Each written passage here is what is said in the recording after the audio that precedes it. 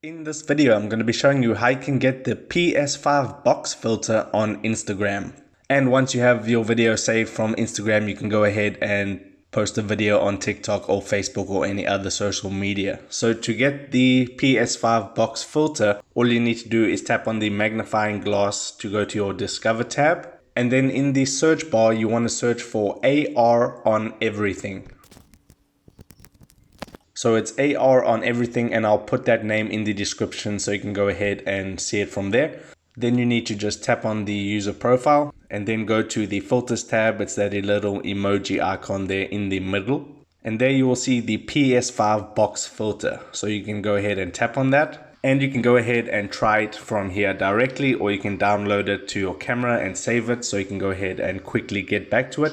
But essentially what this filter does is it puts a PS5 on your desk, so it makes you appear like you have a PS5. Very cool little filter. And that's all you need to do to get the PS5 box filter on Instagram. If this video helped you out, make sure to hit the like button and subscribe for more. Take care.